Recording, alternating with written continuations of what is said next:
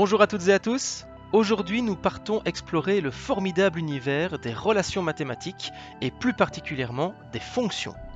En troisième année, nous allons procéder à de l'analyse visuelle exclusivement basée sur des graphiques afin de découvrir tous les termes généraux propres aux relations et aux fonctions.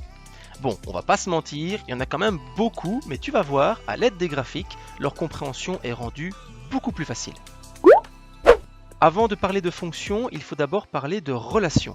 Une relation mathématique, c'est un lien logique qu'on peut établir entre deux ensembles de valeurs. Ça peut être une formule mathématique, par exemple ici, j'ai associé chaque nombre à son triple. Il faut donc multiplier le nombre de gauche par 3 pour obtenir le nombre de droite. Mais ça peut aussi être un lien logique sans calcul. Par exemple, associer chaque pays aux villes qu'on peut y visiter. Dans tous les cas, il convient d'utiliser une notation et un vocabulaire précis. Dans une relation, chaque élément de l'ensemble de départ s'appelle un antécédent et est symbolisé par la lettre X. Et chaque élément de l'ensemble d'arrivée, donc chaque réponse entre guillemets, s'appelle une image et est symbolisée par la lettre Y. Concernant la relation en tant que telle, donc le lien entre les antécédents et les images, il convient de la nommer avec une lettre minuscule, autre que X et Y bien entendu. Dans le cas présent, je choisis de nommer ma relation F. Si j'applique cette notation à mon tout premier exemple, je peux donc affirmer que 90 est l'image de 30, ou encore que 30 est l'antécédent de 90 dans la relation F. En mathématiques, cela se note, F de 30 égale 90. N'oublie jamais que c'est l'antécédent qui se trouve entre les parenthèses. Nous pouvons donc généraliser cette écriture de la manière suivante, f de x égale y, où f est le nom de la relation, x est un antécédent et y est une image. Passons maintenant à la notion de fonction. En effet, pour qu'une relation puisse porter le nom de fonction, elle doit respecter le principe suivant. Chaque antécédent doit posséder maximum une image, c'est-à-dire une ou 0. Alors dans le cas de mon premier exemple, cette condition était respectée. Chaque antécédent était associé à une image. La relation associée à un nombre à son triple est donc une fonction. En même temps, c'est logique, un nombre ne peut pas avoir deux triples différents. En revanche, si je reprends mon deuxième exemple, la condition n'était pas respectée.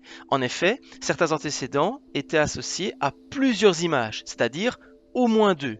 La relation associe chaque pays aux villes que tu peux y visiter n'est donc pas une fonction.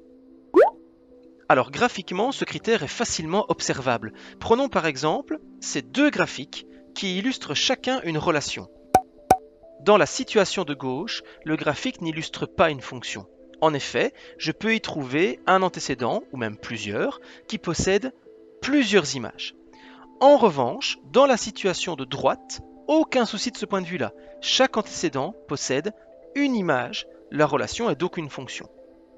Alors petit cas particulier, dans certaines fonctions, certains antécédents peuvent très bien ne pas avoir d'image. Alors fondamentalement, ce n'est pas un problème, regarde le graphique ci-dessous, le critère est respecté. Chaque antécédent possède maximum une image. Certains en possèdent une, d'autres n'en possèdent pas. Cela donne un graphique qui, entre guillemets, ne parcourt pas totalement l'axe des X. Ce qui nous amène au point suivant. Comment se fait-il que certains graphiques sont infinis alors que d'autres sont finis? Aussi, comment se fait-il que certains graphiques sont infinis vers la gauche et finis vers la droite? Ou inversement? Eh bien, ce critère de délimitation est contrôlé par ce qu'on appelle le domaine et l'ensemble image de la fonction. Prenons par exemple ce graphique qui illustre une fonction f. Si on se concentre sur les antécédents, donc sur l'axe des x, on remarque que le plus petit antécédent qui possède une image par cette fonction, c'est moins 5. C'est donc, d'un point de vue horizontal, le point de départ de ma fonction, autrement dit sa borne inférieure. La borne supérieure, quant à elle, se situe en x égale 6. Nous trouvons donc, entre les antécédents moins 5 et 6, l'ensemble de tous les antécédents qui possèdent exactement une image par la fonction f. Cet ensemble de valeurs s'appelle un intervalle et porte le nom de domaine de la fonction. Nous pouvons donc écrire en mathématiques l'expression suivante, qui se lit le domaine de la fonction f va de -5 inclus à 6 exclu. En effet, tu remarques qu'au niveau de l'antécédent -5, il y a un point plein, ce qui signifie que je dois accepter l'antécédent -5 dans le domaine. En revanche, c'est un point vide, également appelé point creux, qui se trouve à hauteur de l'antécédent 6. Cela signifie que même si nos yeux voient quelque chose, en réalité, il n'y a rien en x égale 6. Je dois donc exclure 6 du domaine, je ne peux pas le prendre. Ces notions d'acceptation et de rejet sont symbolisées par des crochets. Si j'accepte la borne, je ferme l'intervalle. Autrement dit, je tourne mon crochet vers l'intérieur, et on dirait d'ailleurs que le crochet vient du coup protéger ma valeur, il l'accepte. Par contre, si je n'accepte pas la borne, alors j'ouvre mon intervalle, et on dirait que mon crochet est donc tourné vers l'extérieur et qu'il tourne le dos à ma borne, il la rejette. Ce principe de crochet tourné vers l'intérieur ou vers l'extérieur peut amener à rencontrer 4 types d'intervalles différents. Un intervalle fermé dans lequel les 2 crochets sont tournés vers l'intérieur, les 2 bornes sont acceptées. Un intervalle ouvert dans lequel les 2 crochets sont cette fois-ci tournés vers l'extérieur, les 2 bornes sont rejetées. Et enfin, un intervalle semi-ouvert ou semi-fermé dans lequel seul une des 2 bornes est acceptée, et cela peut être la borne inférieure ou la borne supérieure en fonction de la situation. Revenons à nos moutons. Et intéressons-nous maintenant à ce qui se passe au niveau de mes images, donc sur l'axe vertical. L'image la plus basse que ma fonction utilise est -2. En effet, il n'existe pas de valeur plus petite qui soit l'image d'un antécédent par la fonction f. L'image la plus grande que ma fonction utilise, quant à elle, vaut 4. Nous trouvons donc, entre les images -2 et 4, toutes les valeurs de l'axe y qui sont les images d'au moins un antécédent par la fonction f. Cet intervalle porte le nom d'ensemble image de la fonction. Nous pouvons donc écrire l'expression suivante, qui se lit l'ensemble image de la fonction f va de -2 inclus à 4 inclus. En effet, en y égale -2 et en y égale 4, il n'y a pas de point vide, donc c'est plein. Je dois donc prendre ces 2 valeurs de mon intervalle et tourner les crochets vers l'intérieur. Voici un deuxième exemple avec un second graphique de fonction. Commençons par déterminer son domaine. N'oublie pas, qui dit domaine dit axe des x, que l'on va analyser de la gauche vers la droite. Quel est le plus petit antécédent qui possède une image par la fonction h? Eh bien, il n'est pas visible. En effet, tu remarques que le graphique se dirige infiniment vers la gauche, sinon j'y aurais placé un point vide ou un point plein. Nous pouvons donc supposer que le tout premier antécédent se trouve très loin. Vers l'infini et au-delà! Nous allons donc le symboliser par le symbole moins l'infini. Mais quel crochet utiliser? En effet, impossible de savoir si c'est plein ou vide en moins l'infini. Eh bien, tu dois retenir qu'en mathématiques, on ne peut pas accepter une valeur qu'on ne sait pas définir. En effet, impossible de donner la valeur d'un nombre infiniment petit, ou infiniment grand d'ailleurs. Il faut donc exclure moins l'infini de mon intervalle. À présent, cherchons le plus grand antécédent qui possède une image par ma fonction. Eh bien, c'est 3 et lui, il est bien visible. Nous allons donc l'accepter car le point d'abscisse 3 est un point plein. Je tourne donc mon crochet vers l'intérieur, je ferme la partie droite de mon intervalle. Déterminons à présent l'ensemble image de la fonction h. L'image la plus petite que la fonction utilise est 2. Cette valeur est visible et n'est pas vide. Par conséquent, je l'accepte et je tourne mon crochet vers l'intérieur. En revanche, concernant l'image la plus grande utilisée par la fonction, elle n'est pas visible. En effet, mon graphique se dirige infiniment vers le haut, vers une valeur qui sera donc infiniment grande, que nous allons symboliser par plus l'infini. N'oublie pas, l'infini ne peut pas être inclus dans mon intervalle, il faut donc ouvrir mon crochet. Tu remarques donc qu'une même branche de fonction peut déterminer 2 infinis différents, tout dépend de l'axe sur lequel on se concentre. Dernier cas particulier, analysons ce graphique qui illustre une fonction k. Et oui, j'ai bien dit ce graphique, au singulier. Un graphique peut en effet être, entre guillemets, en 2 morceaux. Alors, quelles conséquences sur le domaine et l'ensemble image? Commençons par le domaine.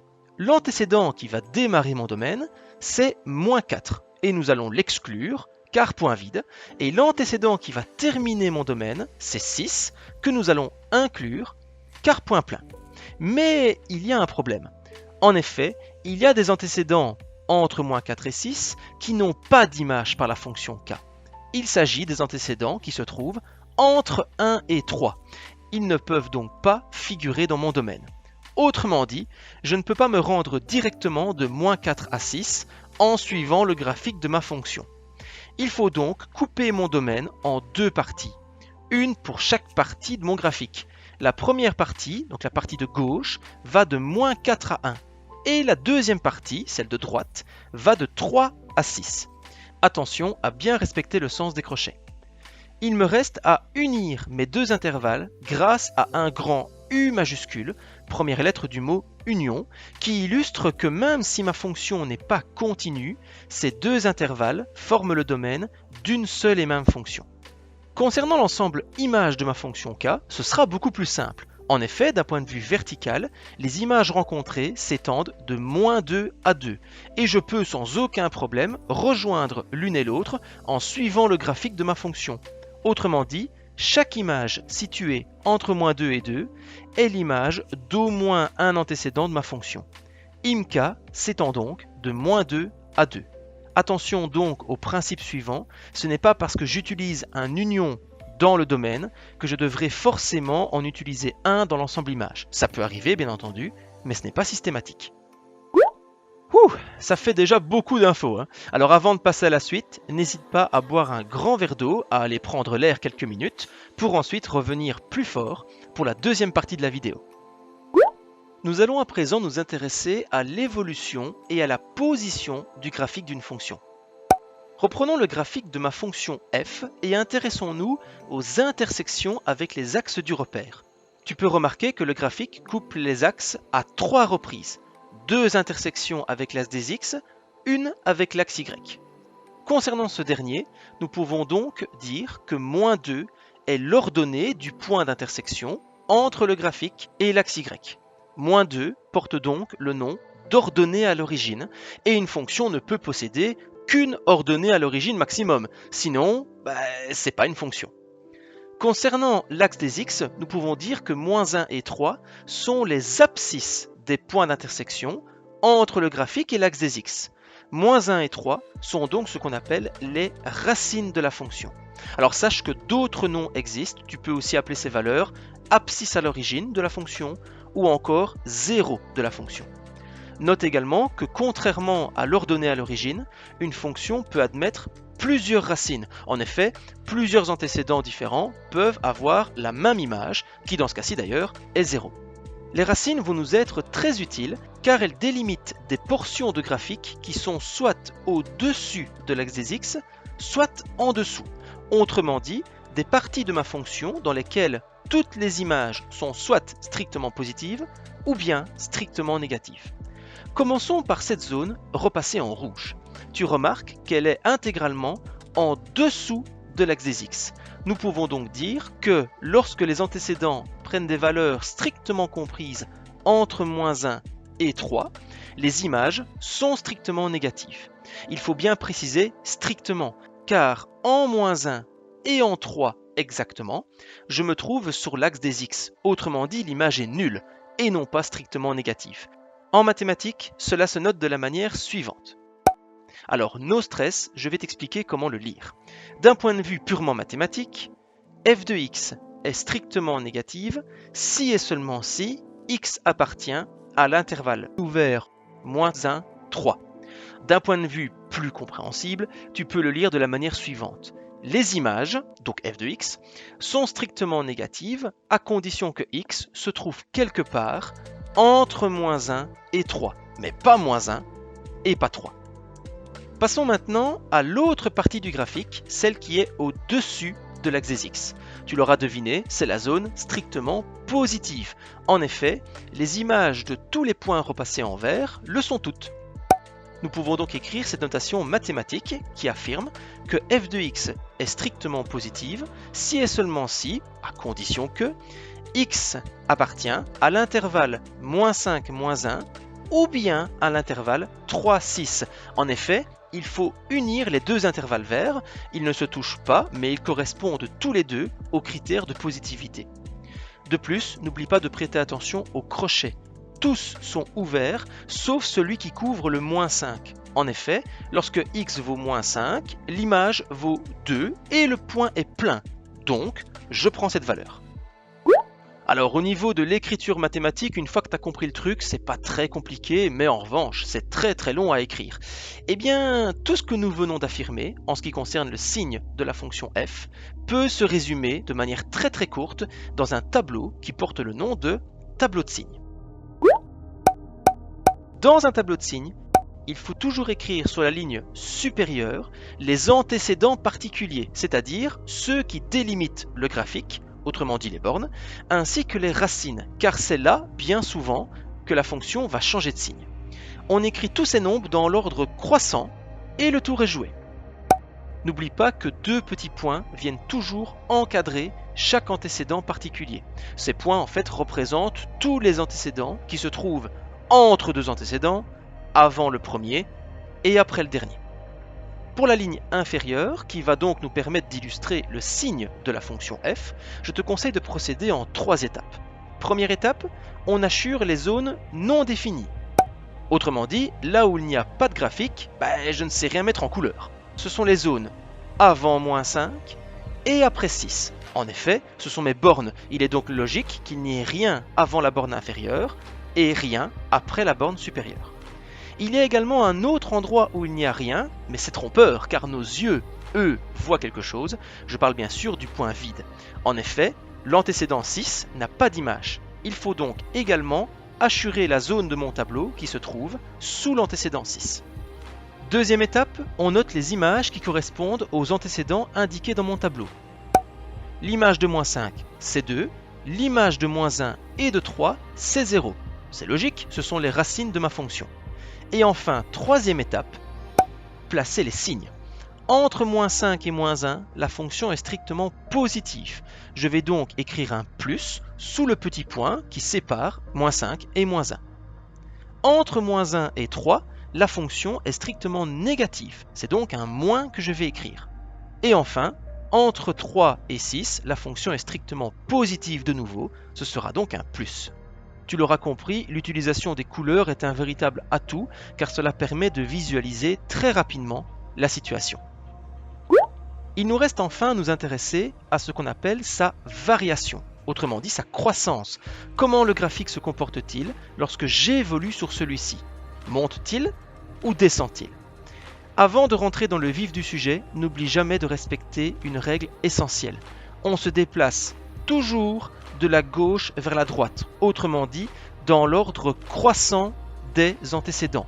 Parce que si tu te déplaces de la droite vers la gauche, tu risques de croire que le graphique monte, alors qu'en réalité, il descend, ou inversement. Et dans tous les cas, c'est foutu. Revenons à notre graphique préféré. Comment celui-ci évolue-t-il? Eh bien, à nouveau, voyons la vie en couleur.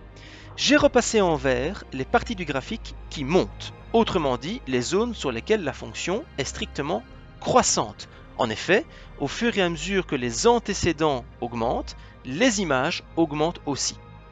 En rouge, à contrario, j'ai repassé la partie du graphique qui descend, donc la zone où la fonction est strictement décroissante. Les antécédents y augmentent alors que les images diminuent. Tu remarques assez rapidement que le code couleur vert-rouge n'a plus du tout la même signification que précédemment. Ici, je m'en sers pour étudier la variation de la fonction et non plus son signe. Il faut donc bien lire les questions durant l'interro pour ne pas tomber dans le panneau. Il n'y a pas de panneau, il n'y a pas de panneau. En mathématiques, nous retrouvons l'utilisation des intervalles et nous pouvons noter les affirmations suivantes. F est strictement décroissante sur l'intervalle -3, 0 et F est strictement croissante sur l'intervalle -5, -3, union 0,6. N'oublie pas que pour écrire les intervalles, on utilise les valeurs de x et que dans le cas de la variation, les crochets sont toujours fermés, sauf bien sûr pour les infinis et les points vides, bien entendu. Alors, tout comme dans le signe d'une fonction, certaines valeurs méritent une attention toute particulière lorsqu'on étudie la variation. Observons d'abord ce point de coordonnées -3, 4. Ce point est particulier car il est plus haut que tous ses voisins. En effet, que ce soit les antécédents un petit peu plus petits que -3 ou un petit peu plus grands que -3, ils ont tous une image plus petite que 4. C'est 4 qui, dans son voisinage, est l'image la plus grande. Cette image porte donc le nom de maximum. En mathématiques, nous pouvons donc écrire que la fonction f admet un maximum en x égale -3 et vaut 4. Tu pourrais d'ailleurs écrire cette phrase dans l'autre sens. La fonction f admet un maximum qui vaut 4 et se trouve en x égale -3. Intéressons-nous maintenant à ce point-ci, qui, dans son voisinage, est le point le plus bas. Ce point me donne donc la valeur d'un minimum, à savoir -2, qui se trouve en x égale 0. C'est en effet l'image la plus faible dans son voisinage. Les images directement autour d'elle sont toutes plus grandes. Alors ce maximum et ce minimum étaient relativement simples à identifier. Nos yeux se sont posés aux endroits où l'on passe d'une portion strictement croissante à une portion strictement décroissante ou inversement. Mais ce ne sont pas les seuls endroits où nous pouvons éventuellement trouver un minimum ou un maximum. Et en réalité, la fonction f admet un deuxième minimum. Et il se trouve ici, en x égale -5 et vaut 2. En effet, avant -5, il n'y a rien, et après -5, la fonction est strictement croissante. 2 est donc l'image la plus basse dans son voisinage. Il ne faut donc jamais penser qu'un minimum est forcément l'image la plus petite de toute la fonction. Et à l'inverse, un maximum n'est pas forcément l'image la plus grande de toute la fonction.